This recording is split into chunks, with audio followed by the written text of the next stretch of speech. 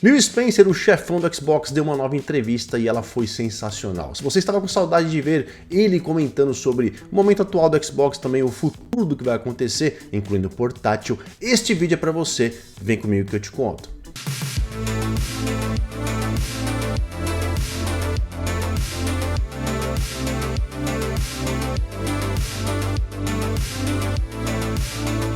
Salve senhores, salve senhoras, Léo Zera na área, e é isso mesmo. Phil Spencer participou de um bate-papo com a iJustin, uma das criadoras de conteúdo de videogames mais famosa por aí, então você tem que conhecer o canal dela inclusive, e conversaram a respeito de várias coisas dentro da própria Microsoft, onde a entrevista foi feita durante os 50 anos. Estavam celebrando os 50 anos da Microsoft.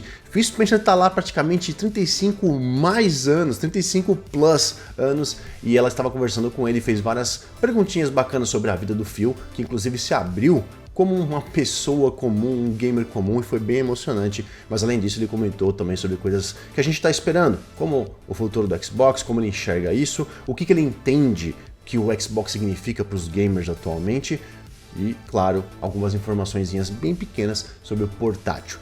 Eu não vou me prolongar por aqui mais, porque eu quero que você assista um vídeo que, com carinho e com amor, legendei para vocês, coloquei as legendinhas em português do Brasil, então assistam o vídeo na íntegra e, claro, se tiver qualquer comentário, manda aí que a gente vai trocando aquela ideia. Beijo no coração de vocês, fiquem com o vídeo. Phil, thanks so much for joining me. You're here at our house in the Microsoft campus. Welcome. Yeah, actually, I'm joining you here, Yeah. so this is awesome. Well, thanks for having me out. So this is a huge celebration of 50 years at Microsoft. So what has this kind of been like for you to sort of celebrate with everyone and just seeing it from a pretty early time as well? You're at work. You got the day-to-day kind of opportunities, issues that you're dealing with, and it was I bet just like 6 months ago where the planning. I started to get some visibility into the planning for 50 years, and you're starting to see some old pictures and products. Some you worked on, some you're just around, and it was nice. Like it was nice just to recognize how long the company's been around. And then we did the show, and I'm sitting literally next to Steve Ballmer and Bill Gates. It's a really nice moment for the company, and it's nice. So what was that kind of like too for you to be here and you're sitting in the audience with them to just be like, wow, this is history right here? I often reflect on like Bill's role in getting the company founded and rolling and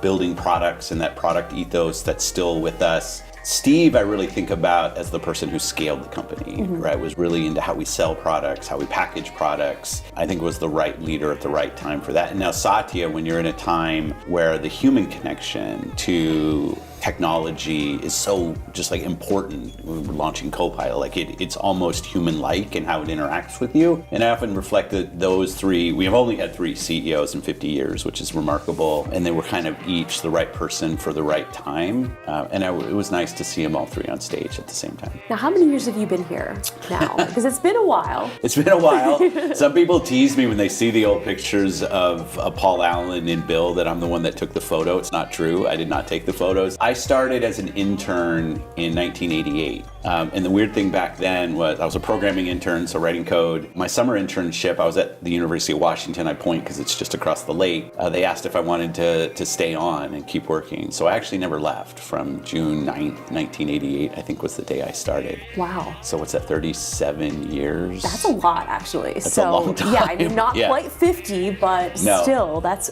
pretty incredible. For you to kind of like take your gaming passion and kind of bring that to Microsoft and see that through to where it is today, how's that been for you? A little bit different, but because I can't, when you were asking the question, one of the things that really strikes me is my own life over those 37 years. Like when I started here, I wasn't married. Kelly and I still married. Now we have 2 daughters. My daughters grew up with me working at Microsoft and different products that I've worked on. So I often think about my own kind of personal journey through the same years of like working my professional life, and Xbox gaming is such a good kind of intersection of those things. I've played video games since I was 5 or 6 years old. It's still kind of my primary form of enjoyment is playing video games. So I've been very lucky to see the that I've been able to mix those two things, my love of video games, interactive entertainment, and creation, and what I've been able to do here at Microsoft has been really special. And today also they made a bunch of announcements with Copilots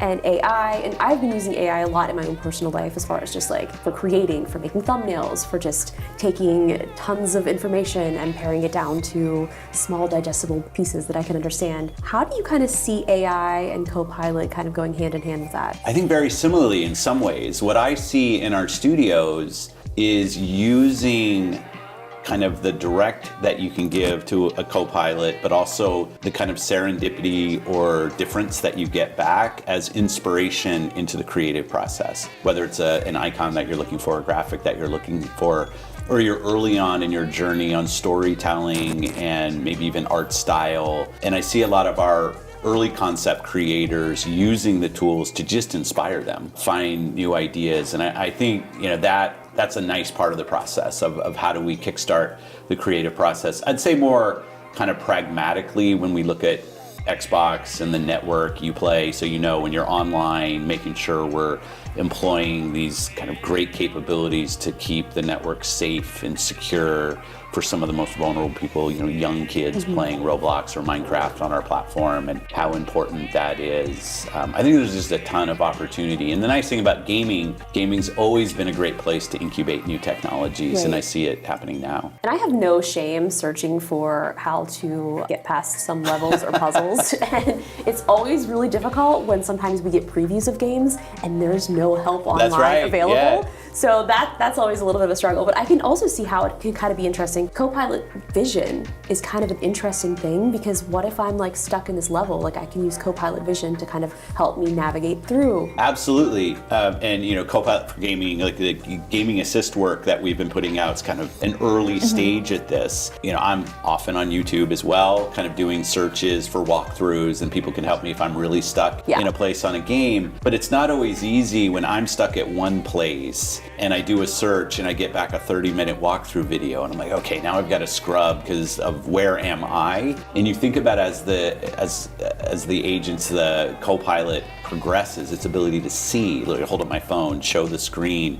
see where I am, and give me, if I choose, give me some either hints or just, here's the key you're missing, it's over here, you didn't see it. I think it's great. I mean, we want people to enjoy the games that are built. We want them to see them beginning, middle, and end, completion. And all of us have rage quit games at a certain point. Yes. And having things that can help us when we choose to get through difficult parts in the game, I think it's just really great. Yeah, and I think people play games differently too. Like, I mean, sometimes if I get stuck, I don't want to spend the time figuring it out. Like, I just want to move on to the next part. So I'll spend like at least 30 minutes. Like, if we can't get it, we're moving on. Yeah. Well, I mean, it's in our games now, I love the challenge in video games, the kind of mechanics, and games are now such just a great tapestry for telling stories. It wasn't true when I started playing games 40 years ago, 50 years ago. But now you want to experience the whole story. Like not finishing in video games like reading half of a book. You see the role that video games are playing in movies and television today because the storytellers in video games are fantastic. And so many of these stories, like you want to experience the whole thing, and Copilot can help me get through areas where I'm stuck so I get to experience the whole story. I think that's great. Right, no, it's so much fun. And I also love talking to Copilot.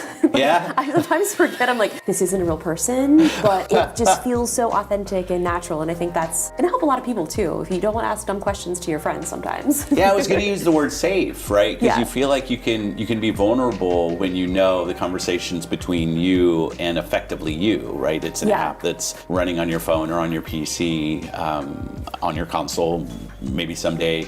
I think it's great also to give just humans the ability to have safe, kind of vulnerable conversations, and I see that. I definitely see that with the tools. I'm maybe not proud. I'm too proud to admit in public I don't know something, but when I'm there, I will. There's been so much happening with Xbox and gaming, and I've been so excited. I loved the marketing things you guys did about like anything can be an Xbox. Yeah. Like that was so much fun. It was. And it really is true, because I feel like, you know, Xbox is something that people just associate with gaming, and it can be anywhere. So is there anything exciting that you can tell us to expect from Xbox this year? Anything that you're specifically looking forward to? One, I really love the work that the team did around putting Xbox everywhere and our marketing campaign around that. We always tend to just follow what we see, where we see people playing. And it's just been amazing to see the number of people now that are playing Xbox via cloud. It's literally tens of millions of hours every single month and growing dramatically, people who play. Obviously, people finding Xbox on PC, and we have a lot of work to do there. We've teased and talked about handhelds, and I'm very excited because we both travel some, and sometimes you can't always take your console or my whole gaming desktop with me. But it is really around building the experience around the person. And that's the part that gets me most excited, is putting this not a single device at the center. It's not one game. It is the player at the center, and make sure all of your games are available, all of your save games, all of your entitlements are available wherever you go, so that gaming can just continue, interactive entertainment gaming can continue to grow as a form of entertainment. On Game Pass, because you asked about that, I started my kind of full retail, what we say, the finished version of South of Midnight playthrough last night. Yeah, from Compulsion, one of our teams. I love the team up at Compulsion and kind of watching them. Contrast was their first game, then they did We Happy Few, now South of Midnight. I loved seeing creators kind of go through their journey of learning and growing as a team. This story in South of Midnight, I think, is a real thoughtful and kind of grounding story that's a good one that video games can tell. I'm playing Shady Side of Me, which is a fun, another kind of platforming with a story, but something that's really interesting. I love getting online and playing with my friends. Right. You know, and so there's always Diablo, there's always a bunch of games. We're doing Gears. I have a coworker, she'd never played the Gears franchise before, so we're playing through all the Gears. We're on Judgment now, we're playing through all of those. You just have so many games available, and the shared library makes it, like, for playing with my friends, so nice. One of my favorite stories is, my grandmother, she has a Gears of War Xbox 360. Does she? The red one. Yeah. So I had got it, but then I did an upgrade, and then I was like, okay, well, like my grandma was like, I kind of want an Xbox. I love that. So my grandmother, I'll never forget, like we went and set up her Xbox 360, and I'm still paying for her subscription and you to play Microsoft. With her. She would like hop on Call of Duty and like just games that I downloaded. I'd be like, oh, I'd see my grandma's online. I was like, this is great. And I think that's the thing that's so cool is, even though I'm not playing Call of Duty with my grandma, like she saw me and my sisters playing, and she wanted to be a part of that. So it's so cool. Hi, Grandma. Yes, good. I love staying connected with friends. It's not always that we get to see each other in person and have conversations. So it is one of the reasons I just love being in the video game business, because I think video games are just such a great way for people to come together, see each other, stay connected, and meet new people. Moving forward, seeing what you've seen over the last 38 plus 50 years here at Microsoft, where do you kind of see or hope that gaming is in the near future? The thing that continues to get me more and more excited is the number of creators that we have. Games coming from so many different places, and those games, whether it's from big teams or individual creators sitting all in a row, like a game is a game. You don't have to have like the full retail capability of like 20 or 30 years ago. It was all about physical and all the work that you did there. You and I literally could go build a video game, put it on Xbox and all these other places and have people enjoy the game. And not only does that mean opportunity for creators, but also different people telling their stories on the platform, whether it's Roblox or Minecraft, or people using Unity or Unreal, or just people getting online and creating video content and creating followers that way. I think that's going to continue, that video games are one of these unique areas, entertainment forms, where the line between creator and player gets very blurry, and I think that's a strength for us, and I want to see it continue. And accessibility, like that's something that you guys are so good at. Like I visited your accessibility lab before, and you're opening it up to people who may have never been able to play video games before. It gets emotional when I meet people where gaming is really, in many cases, the most true, authentic reflection of themselves. I had a good friend who regretfully has passed, but I met actually playing Gears on Xbox, and he was in a chair. And he would say that in the real world, when he went around, people saw a chair first and then they saw him. When he was online, they heard him first and they saw him play. And he felt like, I'm gonna get emotional on it, like he felt like he got to define how the world saw him through the video game, how he showed up, what his gamer tag was, what his gamer pick. And he wasn't a chair. He wasn't a person in a chair. He was a really good game player. I love that, right? Like those kind of stories where people can really show themselves the way they want to be seen, identify the way they want to be seen. It's such a special thing about this medium of video games, and it makes me proud to be part of it. Thank you so much. Is there anything else that you want to tell us or say or give a shout out to anyone? Well, I just say, Xbox has been along this journey now for over 20 years as part of Microsoft's journey of 50 years. It's nice to see Xbox and the love that the community has for the products that we build show up in so many of these 50-year anniversary Microsoft videos, and they matter so much. The community of the people who play have invested their time, their voice in what we're building. So this journey, this 50 years or our 20 plus years of Xbox is really with the community, and thanks for all the support that they've given us over the years. It's so great. This jacket, is that something that we can buy? Because I'm obsessed with it. It's so cool. Now I feel like an ad. You sorry, actually it's okay. You can. It's we're filming this on the day the Minecraft movie is launching. A Minecraft movie, and this is work that we did with Adidas, like the Adidas logo here. It's so cute. There are legs to it, but my legs are about this long, so when I put them on, I look silly. So I wore the jacket, but it is a cool jacket. And a lot of people have commented on it. But yes, Adidas, if you want the Minecraft jacket, it's from Adidas. I'm shopping. Yeah, Minecraft has such a special place in my heart too. Yeah. I had a server for a while, so I have people that have met and become friends from that. So it's just that's why I and love now gaming. to see it on the big screen. I know. It's again the power of video games, right? That It's so cool. they can go anywhere. Awesome. Well, thank you so much. Yeah, it's good to see seeing you. you. I'll see you Yeah. next time.